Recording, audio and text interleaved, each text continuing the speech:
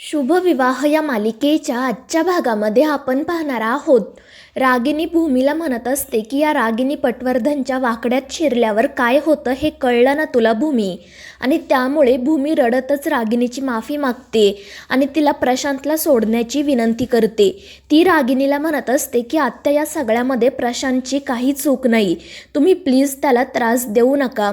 मात्र रागिनी म्हणते की या सगळ्या गोष्टींचा विचार तू आधी करायला हवा होता, पण तू जास्त काळजी करू नको, कारण प्रशांत माझ्या मुलासारखाच आहे आणि माझ्या मुलासारख्या असणाऱ्या मुलासोबत मी काय करते हे तर तुला चांगलंच माहिती आहे ना. आणि रागिनीचं ते बोलणं ऐकून भूमीला धक्का बसतो. तर रागिनी हसतच म्हणते, आकाशचं मी काय केलंय ते बघितलंय ना तू, आता प्रशांतसोबतही मी तसंच वागणार. आणि ते ऐकून भूमी रडतच तिच्यासमोर हात जोडते आणि म्हणते की आत्या तुमचं माझ्यासोबत वैर आहे ना, मग मला त्रास द्या, माझ्याशी वाईट वागा, पण प्लीज प्रशांतला सोडा, प्रशांतची या सगळ्यामध्ये काही चूक नाही.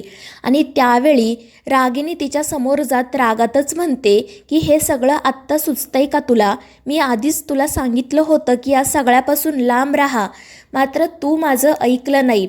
खरं तर माझं तुझ्याशी कोणतंही वैर नव्हतं, पण या सगळ्याची सुरुवात तू केली, त्यामुळे आता या तुझ्या कर्माची फळंसुद्धा तुला भोगावीच लागणार आहे. आणि त्यामुळे भूमी तिला विचारते की आत्ता नक्की काय हवं आहे तुम्हाला?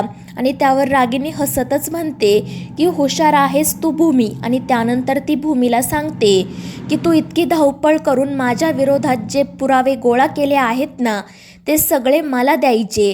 तुझ्याकडे जे व्हिडिओज आहेत ते सुद्धा डिलीट करायचे आणि 2 दिवसांनंतर मी प्रॉपर्टीचे पेपर्स बनवून आणेल, त्यावर कोणत्याही अटीशिवाय सही करायची आणि सगळी प्रॉपर्टी माझ्या नावावर करायची. आणि तुझा तो 1.5 शहाणा वकील आहे ना भानुशाली, त्याला त्याचं तोंड बंद करायला सांगायचं. आणि रागिनीचं ते सगळं बोलणं ऐकून भूमीला धक्का बसतो.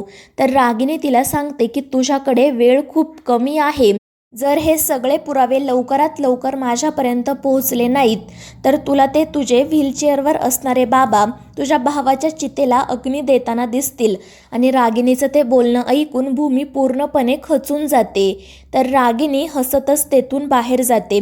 आणि त्यानंतर भूमीला निलांबरीचा कॉल येतो. निलांबरी तिला सांगते की कोणीतरी प्रशांतला किडनॅप केला आहे, त्यामुळे भूमी लगेच तिकडे जाण्यासाठी निघते. तर दुसरीकडे अथर्व आकाशला विचारत असतो की आपण लुडो खेळायचा की सापशिडी? त्यावर आकाश म्हणतो की सापशिडीमध्ये ते साप असतात, मला अजिबात आवडत नाही, त्यामुळे आपण लुडोच खेळू. त्यानंतर अथर्व त्याला विचारतो मग तुला कोणत्या रंगाच्या सोंगट्या हव्या आहेत? आकाश सांगतो निळ्या, कारण जेव्हा मी निळ्या रंगाच्या सोंगट्यांनी खेळतो तेव्हा मी जिंकतो. त्याचवेळी मानसीसुद्धा तिथे येते. आकाश तिलाही खेळण्याचा आग्रह करतो, मात्र मानसी म्हणत असते की मला खूप काम आहे.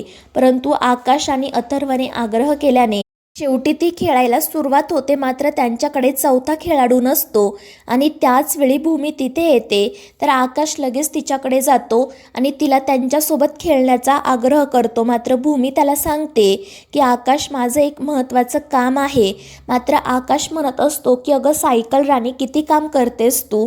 आत्ताच आपण ऑफिसमधून घरी आलो ना, मग आता प्लीज माझ्यासोबत खेळ. मात्र भूमी म्हणते की आकाश, मी ऐनवेळी तुझ्यासोबत खेळते, तुला समजून घेते ना रे, मग प्लीज आता तू मला समजून घे, माझं खूप महत्त्वाचं काम आहे. मात्र आकाश काही ऐकतच नाही. तो म्हणतो की सायकल राणी, माझा बड्डे वीक सुरू झाला आहे आणि बड्डे वीकमध्ये तुम्ही सगळ्यांनी बड्डे बॉयचं ऐकायलाच हवं. आणि तो भूमीकडे खूप हट्ट करतो, त्यामुळे भूमी वैतागते. मात्र तरीही ती शांतपणे आकाशला नकार देत असते, त्याला समजवण्याचा प्रयत्न करत असते, पण आकाश काही हट्ट सोडत नाही. आणि मग त्यानंतर मनूसुद्धा भूमीला म्हणते की ताई, थोडा वेळ आमच्यासोबत खेळ आणि नंतर तुझं काम कर.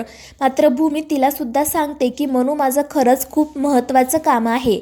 तर मनू म्हणते की ताई, जोपर्यंत तू आम्हाला सांगणार नाही ना की तुझं काय काम आहे, तोपर्यंत आम्ही तुला जाऊच देणार नाही. आणि ते ऐकून भूमी मोठ्याने ओरडते की तुला प्रत्येक गोष्ट सांगायलाच हवी का? मी मगाचपासून सांगते ना, माझं एक महत्त्वाचं काम आहे, तुम्हाला कळत नाही आहे का?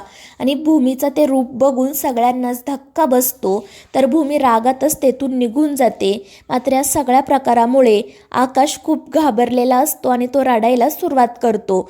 अथर्व त्याला समजावतो की आकाश तू रडू नको, भूमिताई लवकरच घरी येईल आणि मग आपण खेळू. मात्र आकाश रडतच त्याच्या रूममध्ये जातो. त्यामुळे मनू आणि अथर्व काळजीत पडतात. तर दुसरीकडे भूमीचे बाबा नीलांबरीला विचारत असतात की नक्की काय झालं आहे, आपल्या प्रशांतला कोणी किडनॅप केला आहे. त्यावर नीलांबरी म्हणते मला काहीच माहिती नाही, फक्त एका माणसाचा फोन आला होता. तो म्हणाला की तुमचा मुलगा माझ्या ताब्यात आहे, आता मी त्याचा कसा पाहुणचार करतो ते बघा. आणि त्याने फोन कट केला. त्यामुळे भूमीचे बाबा काळजीत पडतात. तर नीलांबरी खूप रडत असते आणि त्याच वेळी भूमी तिथे येते. तर नीलांबरी तिच्या अंगावर धावून जात म्हणते की तुझ्याचमुळे माझा प्रशांतवर ही वेळ आली आहे. जर त्याला काही झालं ना तर मी तुला कधीच माफ करणार नाही. आणि त्यानंतर ती भूमीला सांगते की जा आणि माझ्या प्रशांतला घेऊन ये.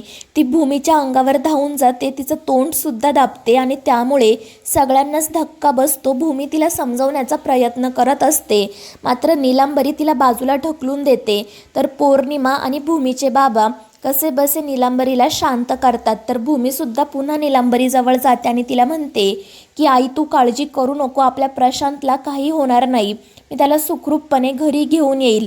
मात्र नीलांबरी म्हणते की तुझी ही नाटकं माझ्यासमोर करू नको आणि प्रशांतला तर भाऊ म्हणूच नको, कारण तो तुझा सावत्र भाऊ आहे, म्हणूनच तू त्याच्यासोबत अशी वागलीस ना. स्वतः पडद्याच्या मागे राहिली आणि प्रशांतला पुढे केलं. तुझ्याचमुळे आज त्याच्यावर ही वेळ आली आहे. जर माझ्या मुलाच्या जीवाचं काही बरं वाईट झालं ना तर बघ. आणि नीलांबरीचं ते बोलणं ऐकून भूमीच्या बाबांना धक्काच बसतो. तर नीलांबरी म्हणत असते की भूमी तू एक नंबरची अवदसा आहे, जन्माला आली.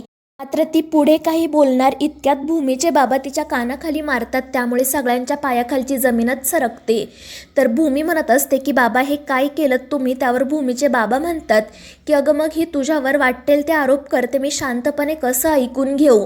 आणि त्यावर नीलांबरी म्हणते की नक्की काय घडलंय ना ते मी तुम्हाला सांगते. मात्र पौर्णिमा तिला शांत राहायला सांगते. तर भूमी म्हणते की बाबा तुम्ही काळजी करू नका, मी आपल्या प्रशांतला पुन्हा घरी घेऊन येईल आणि त्याशिवाय या घरात पाऊल ठेवणार नाही.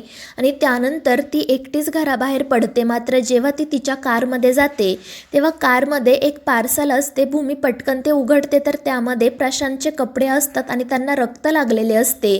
त्यामुळे भूमी खूप घाबरते आणि त्याचवेळी तिच्या मोबाईलवर प्रशांतचा फोटोसुद्धा येतो आणि त्याची अवस्था बघून भूमीला धक्का बसतो. ती लगेच रागिणीला कॉल करते आणि म्हणते की आत्या हे सगळं काय आहे, तुम्ही प्रशांतसोबत असं का वागताय. त्यावर रागिणी म्हणते कारण तुझ्याकडे असणारे पुरावे अजून माझ्यापर्यंत पोहोचले नाहीत आणि जेवढा तुला उशीर होईल तेवढा प्रशांत मृत्यूच्या अजून जवळ जाईल. आणि ते ऐकून भूमीच्या पायाखालची जमीनच सरकते. तिला सतत प्रशांतसोबत घालवलेले क्षण आठवत असतात. तर मित्रांनो, या मालिकेच्या पुढील भागांमध्ये आपण पाहणार आहोत रागिणी आकाशच्या मनात भूमीविषयी गैरसमज निर्माण करते आणि त्यामुळे आकाश भूमीसोबत अबोला धरतो आणि या गोष्टीचा भूमीला खूप त्रास होतो. आणि त्यानंतर रागिणी नीलांबरी पौर्णिमाला धमकी देते की जर तुम्हाला प्रशांत सुखरूप हवा असेल तर मी जे काही सांगितलं आहे ते भूमीला लवकरात लवकर करायला सांगा. तर मित्रांनो, या मालिकेच्या पुढील भागांच्या अपडेट्ससाठी आपल्या चॅनेलला सबस्क्राईब करा.